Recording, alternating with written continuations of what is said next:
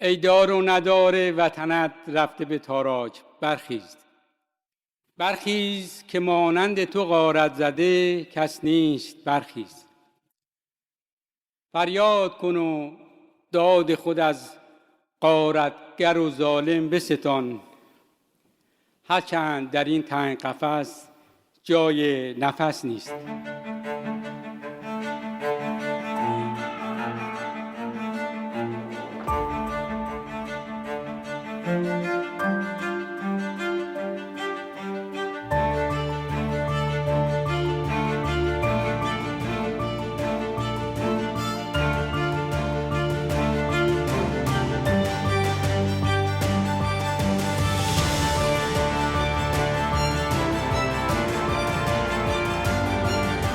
شما در حال شنیدن اپیزود 9 پادکست عرفان کیهانی حلقه هستید.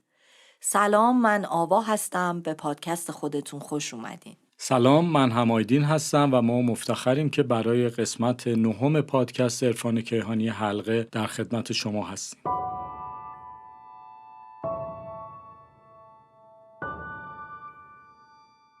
در اپیزود قبل ما به بررسی مبانی حاکم بر حکومت‌های مادام العمری و تک حزبی پرداختیم و اونها رو از زاویه‌ای متفاوت، یعنی از منظر مفاهیم بنیادین و نگاه جمعی مورد واکاوی قرار دادیم. در واقع سعی کردیم با نگاهی متفاوت بفهمیم چرا ما مدام در چرخه‌های تکراری استبداد زندانی هستیم و اینکه چرا در طول تاریخ تلاش‌های مکرر ما برای آزادی تنها به بازتولید استبداد منجر شده. هدف ما اینه که نشون بدیم چطوری آگاهی ما نسبت به تاریخ و درک تمایز بین واقعیت، یعنی اون چه رخ داده، و حقیقت، یعنی علت و چگونگی وقوع یا همون مسائل پشت پرده، میتونه ما رو در برابر تکرار این چرخه ها مصون کنه. آگاهی حقیقی فراتر از رفتارهای هیجانی یا تقلیل دادن مشکلات صرفاً به عوامل بیرونیه. این آگاهی به ما میگه به جای انتظار کشیدن برای تغییر از بیرون، سهم خودمون رو در تداوم این چرخه های معیوب بشناسیم و برای تغییر اون اولین قدم ها رو از خودمون شروع کنیم. یعنی بیایم ما از رعیت مطیع یا امت فرمانبردار به شهروند صاحب حق تبدیل شیم. تو این مسیر بر اهمیت تفکر مسئولانه در مقابل رفتارهای غیر مسئولانه و افکار آسیبزا مثل همین آرزوی جنگ و ویرونی کشور برای تغییر وضعیت تأکید کردیم. ما معتقدیم که تغییر پایدار تنها از طریق ارتقاء شخصیت و وسعت دید فردی حاصل میشه. چرا که وقتی انسان به جای نفع شخصی و بر اساس معیارهای انسانی و حقوق بشری و از دیدگاه فراکل‌نگری تصمیم بگیره، دیگه تن به بردگی سیاسی نمیده و فریب ظواهر رو نمیخوره. دیگه مشروعیت یک حکومت بر اساس فاکتورهای دیگه‌ای که در موردش صحبت کردیم مورد بررسی قرار میگیره. البته که این به معنای ندیده گرفتن شرایط بیرونی و تلاش بیرونی نیست، بلکه منظور ما اهمیت و اولویت هاست. این آگاهی جمعی تنها راه شکستن بنبست تاریخی برای دستیابی به دموکراسی حقیقیه. اما همونطوری که در قسمت قبل گفتیم، قراره توی این اپیزود بریم سراغ روایت تاریخ معاصر ایران از انقلاب مشروطه تا انقلاب اسلامی و با بررسی این دوره مهم از تاریخ کشورمون موانع و دلایل شکست و ناکامی مردم رو تو ساختن کشوری دموکراتیک با حاکمیت ملی پیدا کنیم. این که در روزگاران قدیم در 4 گوشه جهان افراد زورمدار و جنگجو با زور بازوی خودشون اداره امور مملکت رو به دست می گرفتن و با عنوان شاه بر اریکه قدرت می نشستن، یه روال همیشگی تاریخی بوده. تا اینکه طی 2 قرن اخیر با روند رشد ذهنی انسان و تغییر صحنه زورمداری و شمشیرزنی و عدم نیاز به افراد قلدر و شمشیرزن، دوران پادشاهی که معناش سلطه فرد زورمدار با قدرت مطلقه بود منسوخ شد. در نتیجه با این روند رشد فکری و پشت سر گذاشتن تجربه تاج و تخت و سلطنت و تجربه نظام شاهنشاهی، این نوع حکومتداری جای خودش رو به اندیشه مداری و تخصص محوری داد و کم کم در برخی کشورها اختیارات پادشاهان کم شد و این قدرت به سمت مجلس و مردم و سیستم حکومتداری نوینتر سوق پیدا کرد. اگر هم در جاهایی هنوز بقایای سلطنت‌های مشروطه ادامه داره، به صورت نمادین و تشریفاتی در اومده و شاهان و امپراتورها تصمیمگیری کلان مملکتی رو به عهده ملت گذاشتن. با فرارسیدن چنین عصری در 2 قرن اخیر، ایران هم به سمت تجربه انقلاب مشروطیت حرکت کرد تا بلکه بتونه از قدرت مطلق شاه کم کنه و اداره امور رو به ملت واگذار کنه و شاه نقش نمادین داشته باشه. ولی متاسفانه انقلاب مشروطه نتونست در ایران به ثمر برسه و شاه اجازه نداد قدرت مطلق خودش به ملت واگذار بشه. در واقع همچنان آحاد مختلف ملت هیچ گونه نقش سیاسی تو اداره مملکت نداشتن و طبق معمول این فرمان ملوکانه بود که همچنان سرنوشت ملت رو رقم میزد و همین منوال تا زمان انقلاب سال 57 هم ادامه پیدا میکنه. البته نباید فراموش کنیم موضوع قدرت مطلقه شاه و حکومت مادام العمری نظام شاهنشاهی از دلایل وقوع انقلاب 57 بود، چون مردم و به خصوص نسل جدید می‌دیدن هیچ گونه اثرگذاری سیاسی تو امور مملکت نداره. همین روند در دوران نظام اسلامی هم ادامه پیدا کرد و اوایل انقلاب همه دیدن چه کلاه بزرگی سر ملت گذاشته شده.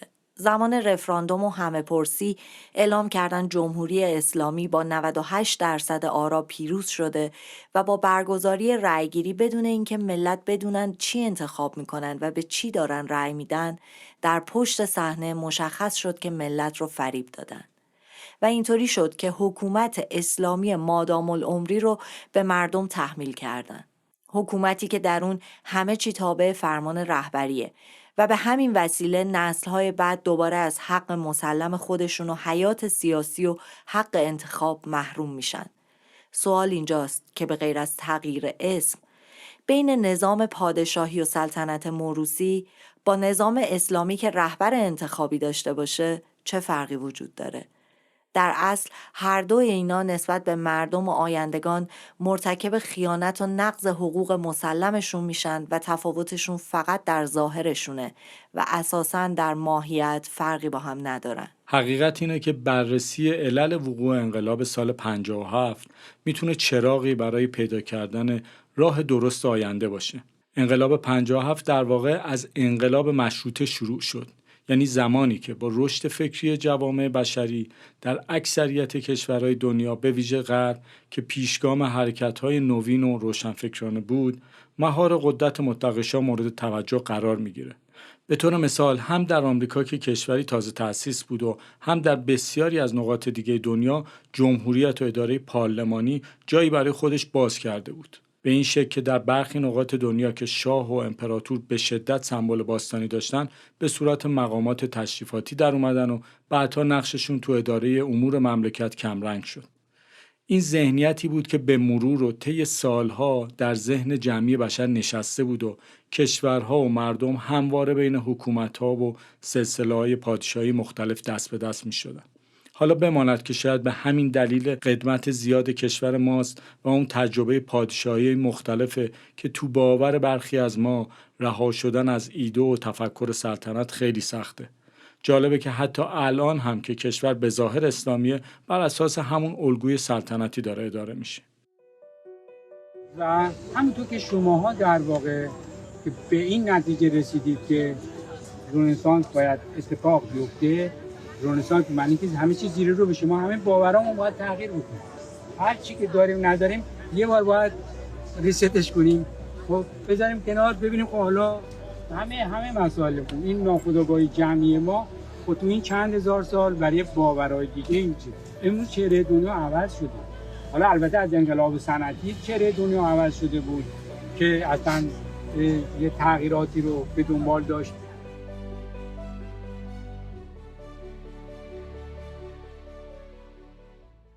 اگه بخوایم دوباره گریزی به همون ایران قرن 19 بزنیم، ورود اندیشه‌های مدرن به ایران در اواخر قرن 19 تلاشی از سوی مردم برای برهم زدن همین ذهنیت تاریخی بود.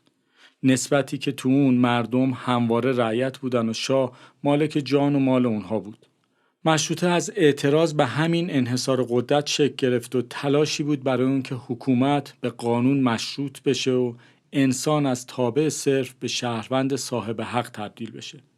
میشه گفت تفکر مشروطه خواهی اولین گام‌های ملت ایران در جهت عبور از فرمانبرداری به سمت مشارکت جمعی بود.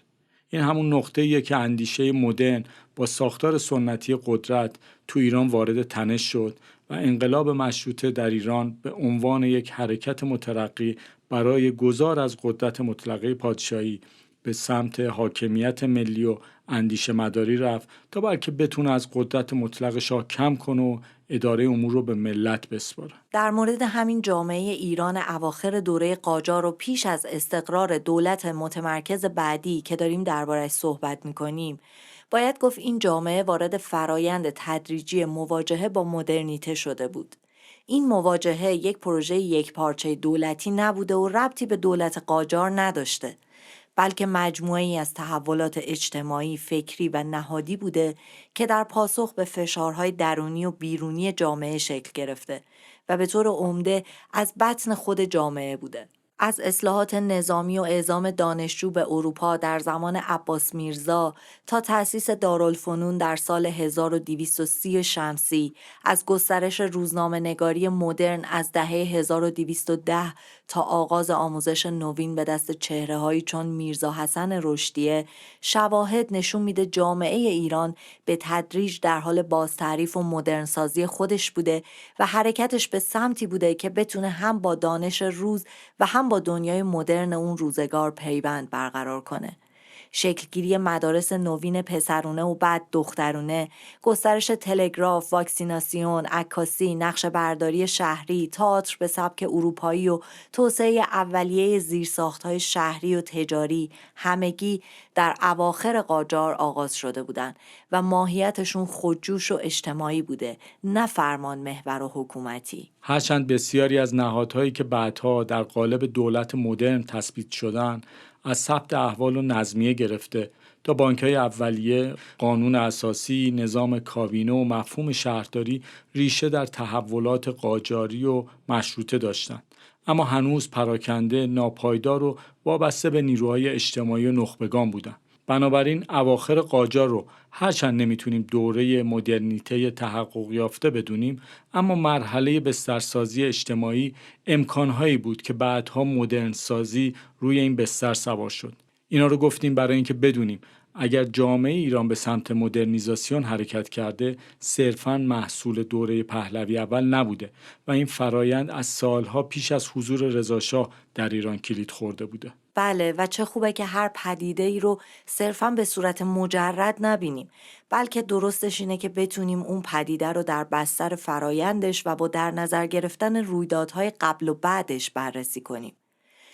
در ادامه این فرایند، بعد از چندین سال تلاش برای رویارویی و مقابله با سلطنت مطلقه و جایگزینی نیمبند نظام مشروطه در راستای اینکه حالا جامعه به دنبال نظم بوده، میل به قانونمندی داشته و طبیعتاً در پی کارآمدی و پیشرفت هم بوده، در طرف مقابلش فقدان آگاهی جمعی برای تثبیت این فرایند و همچنین نفوذ قدرت شاه، جامعه با عدم تمکین شاه در برابر خواست مردم برای واگذاری قدرت مطلقه خودش به ملت مواجه شد. طوری که با مطرح شدن انقلاب و تشکیل مجلس شورای ملی، محمد علی شاه قاجار در تاریخ 2 تیر 1287 خورشیدی که به یوم التوب معروفه، با پشتیبانی نیروهای بریگاد قزاق روسی به فرماندهی کلونل ولادیمیر لیاخوف مجلس رو به توپ میبنده و همین اقدام منجر به پایان موقت مشروطیت و آغاز دوره استبداد جدید میشه و به این ترتیب باز هم قدرت مطلق شاه به قوت خودش باقی میمونه. مشروطه مسیر قانونگذاری رو آغاز میکنه، اما سلطنت اجازه نمیده مردم به این حق طبیعیشون برسن. در واقع این گذار مدنی پیش از اون که بتونه شکل بگیره ناتموم میمونه. شکاف میان واقعیت‌های سیاسی و بافت فرهنگی و فکری جامعه هنوز عمیق‌تر از اونی بود که با صدور فرمان مشروطیت بشه پرش کرد. آزادی بیان در عمل با سرکوب صداهای تحولخواه مواجه میشه و در دوره‌های بعد هم وضعیت به همین منوال بود. حاکمیت قانون زیر فشار منافع درباری و ایلاتی و شخصی شاه فرو میریزه و ثروت ملی هم همچنان نه به عنوان دارایی عمومی و متعلق به مردم بلکه به عنوان ملک شاه تلقی میشه و ایرانی در بهترین حالت به عنوان رعیتی با ظاهری قانونی باقی میمونه. البته به غیر از عده‌ای که زیر سایه ملوکانه از این ثروت بهره بیشتری بردن که البته میدونیم این عده همیشه در طول تاریخ بودن و همین الان هم هستن. از منظر جامعه شناسی قدرت، اونطوری که ماکس وبر هم توضیح میده، نظامی که نتونه مشروعیت خودش رو در تفکر عمومی تثبیت کنه مجبور به زور متوسل بشه. در ایران بعد از مشروطه قانون به وجود اومد، اما چون جامعه هنوز به درک مشترکی از حقوق خودش نرسیده بود، در نهایت این امر نه تنها منجر به استقرار دموکراسی نشد، بلکه با ظهور چهره‌های جدید استبداد یه جورایی انگار بازتولید استبداد در قالب‌های تازه اتفاق افتاد. آوا اینجاست که وقتی به هر گوشه این تاریخ نگاه می‌کنیم، می‌بینیم همین الگوی گوساله سامری که آقای طاهری مطرح کرد همیشه وجود داشته. الگویی که در اپیزود 7 هم در موردش توضیح دادیم و می‌بینیم که بارها در تاریخ تکرار شده. و در واقع اینو میگه جامعه‌ای که از بی‌ثباتی و ناکارآمدی خسته میشه آماده است تا آزادیش رو قربانی نظام دیگه کنه. درست همینجاست که استبداد پنهان با وعده و فریب وارد صحنه میشه و بعد از اون چه که قربانی میشه نه فقط آزادی‌های سیاسیه بلکه خود کرامت انسانی هم در ابعاد وسیعش دچار خدشه میشه. بله، روی کار اومدن رضاشاه پهلوی به عنوان پادشاه ایران فرایندی پیچیده و چند مرحله‌ای بود که در بستر آشفتگی‌ها و ضعف‌های اواخر دوران قاجار و با نقش‌آفرینی عوامل داخلی و خارجی به وقوع پیوست. رضاخان یه نظامی ساده در بریگاد قزاق بود و به خاطر ویژگی‌های خاصی که داشت مثل جسارت، بیباکی و یه سری توانایی‌های فردی، پله‌های ترقی رو در قزاقخانه طی کرد و تونست توجه فرماندهان رو به خودش جلب کنه. به تدریج به درجات بالاتر نظامی رسید و تونست حتی مسئولیت حفاظت از سفارتخونه‌های خارجی رو به عهده بگیره که این نشون دهنده ارتقای موقعیتش در قشون بود. اما نقطه عطف مسیر به قدرت رسیدن رضاخان کودتای 3 اسفند سال 1299 بود. تو این کودتا که با همکاری سید ضیاءالدین طباطبایی که یکی از حامیان انگلیس بود، رضاخان در جایگاه فرماندهی نیروهای قزاق تهران رو اشغال میکنه.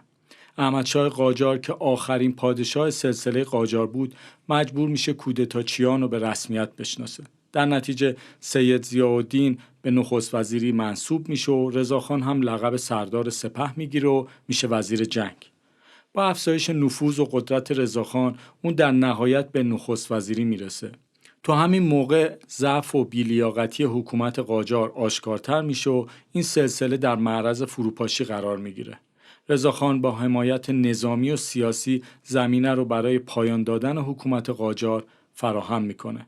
در نهایت در سال 1304 هجری شمسی با تشکیل مجلس مؤسسان و خلع احمدشاه قاجار سلطنت قاجار رسما به انتهای خودش میرسه. بعد مجلس مؤسسان به طور رسمی سلطنت رو به رضاخان و دودمان پهلوی میسپاره. به این ترتیب رضاخان سوادکوهی ملقب به رضاخان میرپنج با نام رضاشاه پهلوی بر تخت سلطنت ایران میشینه که البته جالبه بدونیم فامیلی پهلوی رو به پیشنهاد محمد علی فروغی به این دلیل که واژه‌ای مرتبط با زبان و سنت ایران پیش از اسلام بوده انتخاب میکنه و اینطوری رضاخان هویت جدیدی برای خودش میسازه و میشه شاه ایران. تازه شهروندانی رو که فامیلیشون پهلوی بوده مجبور میکنه نام خانوادگیشون رو تغییر بدن تا این واژه در انحصار اون و سلسله‌ای باشه که ایجادش کرده.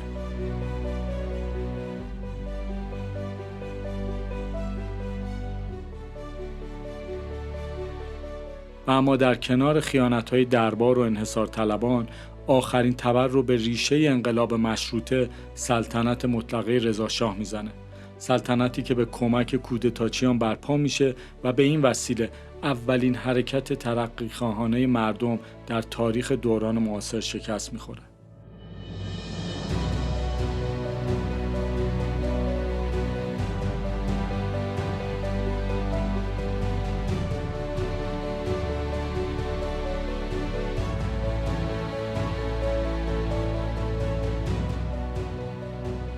این نقطه یکی از همون نقاط عطف تاریخ کشوره. نظامی که خودش محصول کودتا و حمایت خارجی ها بود، جریان مردمی رو که در حال شکل گرفتن و جوونه زدن بود نابود کرد.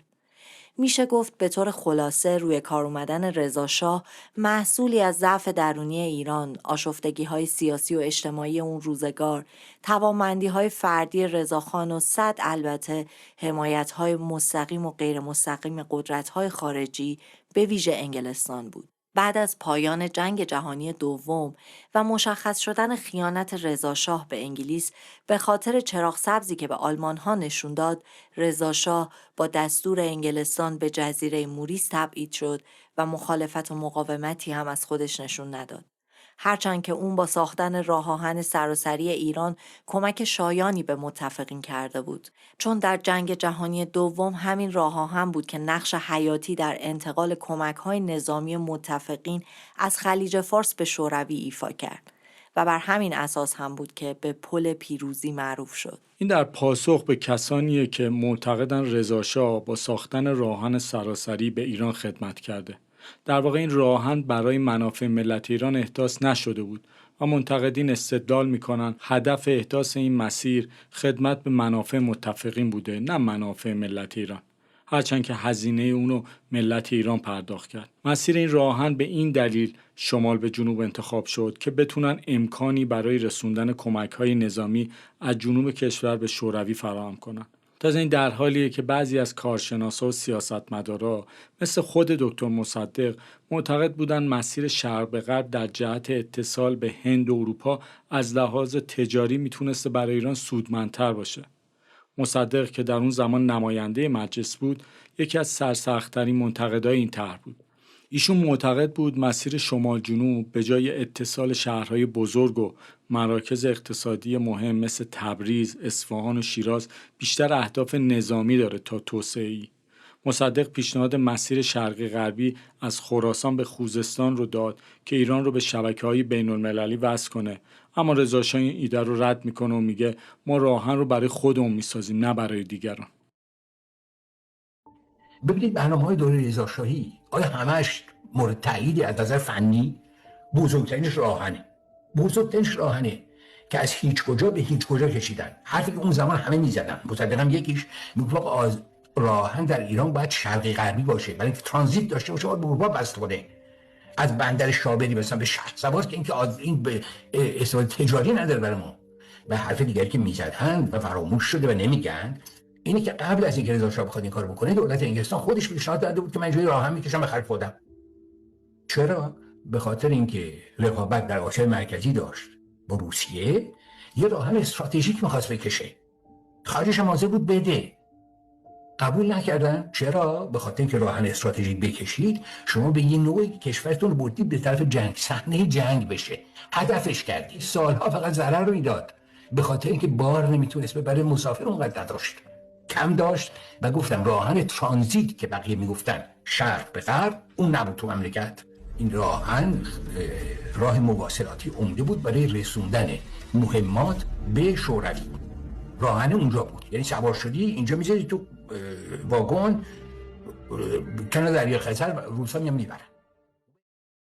از این موضوع که بگذریم، آغاز درگیری رضا شاه با مردم از جنبه دیگه‌ای هم رقم خورد و اون اجرای اجباری کلاه پهلوی بود. چیزی مشابه همین حجاب اجباری در این نظام که چقدر باعث ایجاد فشار مستقیم و فشار غیر مستقیم بر عده زیادی از ملت ایران شده.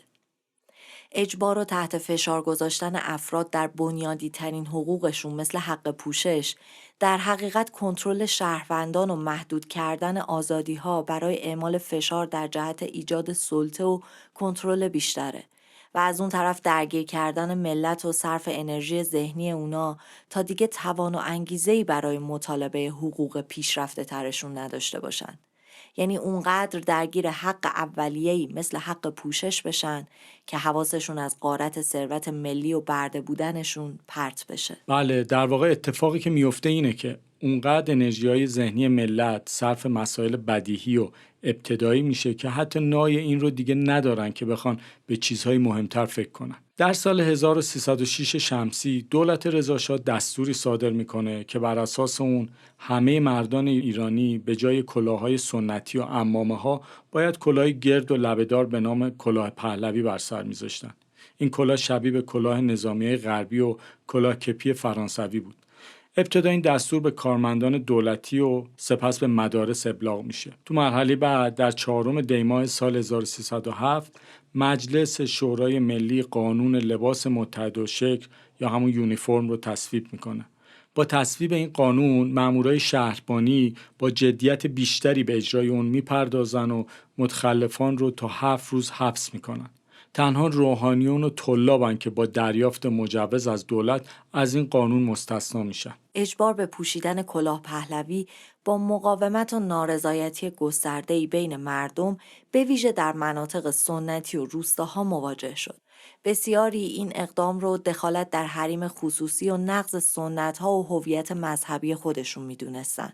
این نارضایتی‌ها در برخی موارد به اعتراضات و درگیری‌های هم منجر شد. مثل قیام مسجد گوهرشاد مشهد در سال 1314 که به شدت سرکوب شد. کلاه پهلوی مقدمه‌ای برای تغییرات عمیق‌تر در پوشش بود. در سال 1314 شمسی با سفر رضاشاه به ترکیه و تحت تاثیر اصلاحات آتاتورک قانون دیگه‌ای به تصویب رسید که کلاه شاپو با لبه کامل رو جایگزین کلاه پهلوی کرد و کفش چرمی اروپایی رو هم اجباری کرد.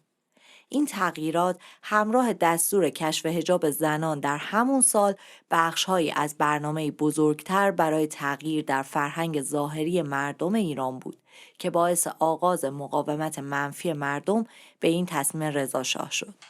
با اینکه این اتفاقات مربوط به حدود 100 سال پیشه، اما مردم کشور ما مخصوصا بانوان درک کاملی از این واقعه دارن.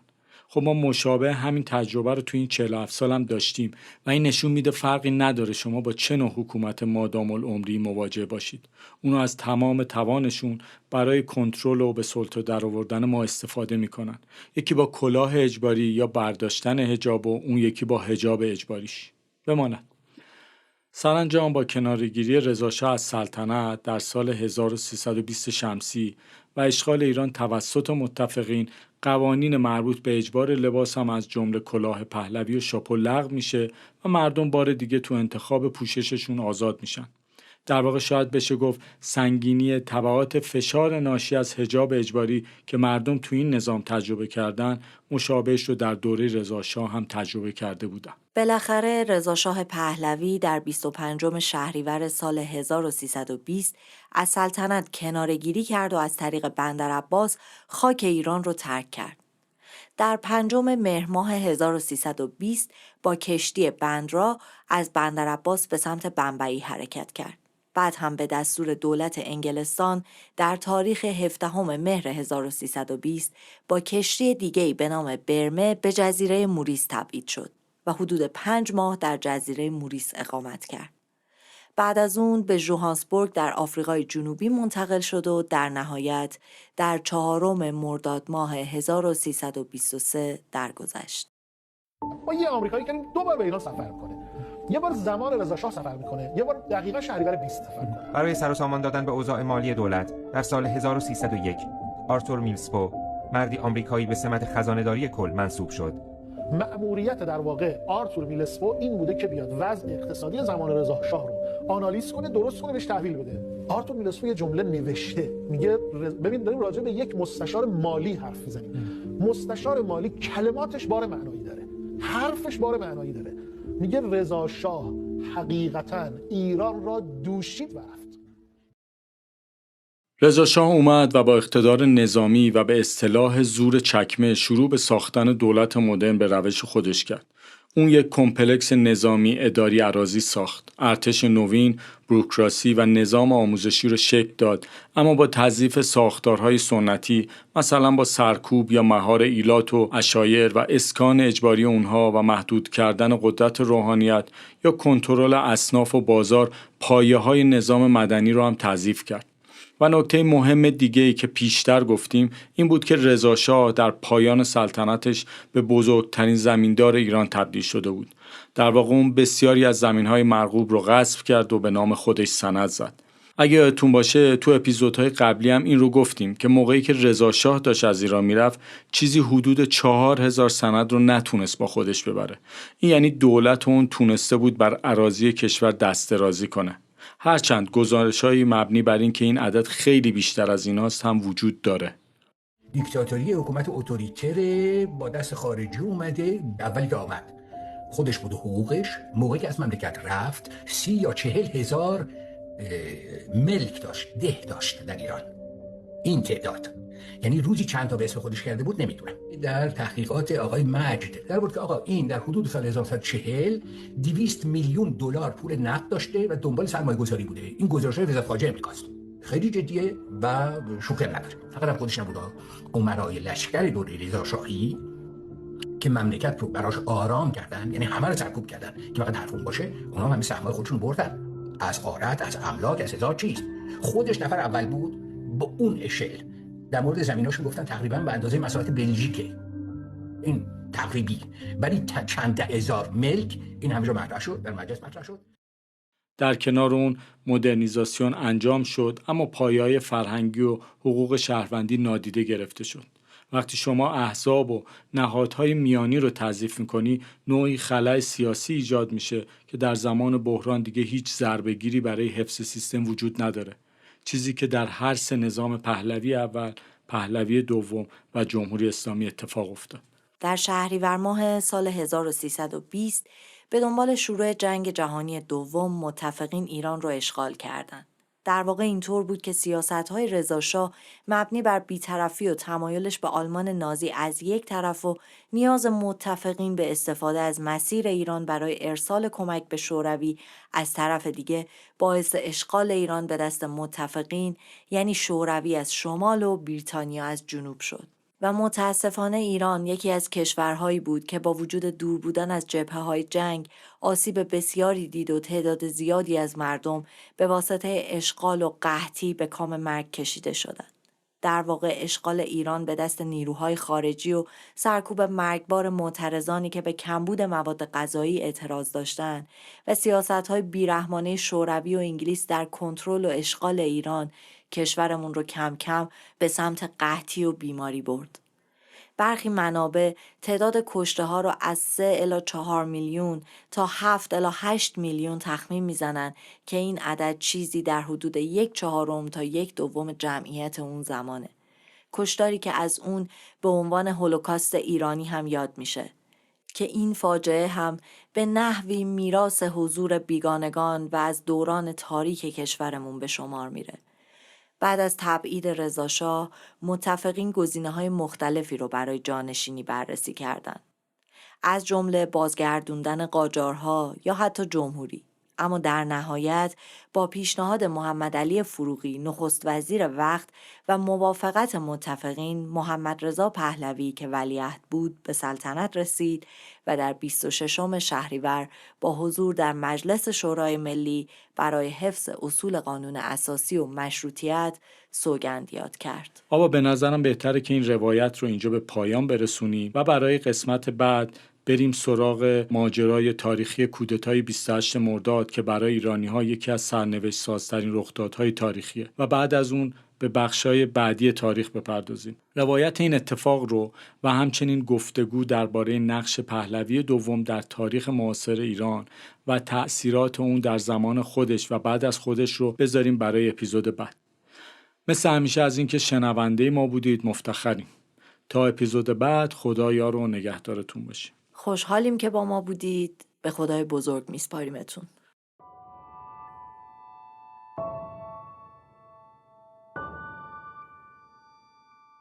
در پادکست عرفان کیهانی حلقه قرار ما مفاهیم و رویدادها رو از منظر مکتب عرفان کیهانی حلقه بررسی کنیم.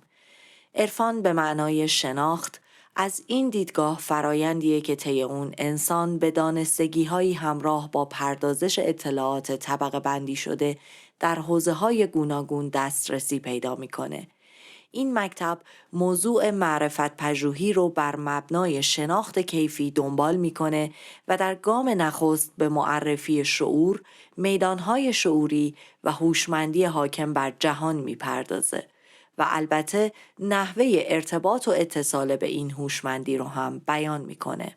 و از این مسیر مباحثی همچون عرفان، خودشناسی، انسانشناسی، هستی شناسی، کیهان شناسی و زیست شناسی شعوری، طب‌های مکمل فرادرمانی و سایمنتولوژی، روش نوین ساینس فکت در حوزه علم، اینتریونیورسالیسم و جایگاه انسان در هستی، حیات تاریک و موجودات غیر ارگانیک، مدیریت کلنگر و بسیاری مباحث و مفاهیم دیگه. شنوندگان عزیز، شما میتونین با مراجعه به وبسایت‌های مرکزی عرفان کیهانی حلقه به آدرس‌های taheripeace.org و mataheri.com و همچنین کانال تلگرامی تاهری موومنت توضیحات بیشتری در خصوص این مطالب و بسیاری از مطالب دیگه مطالعه کنید.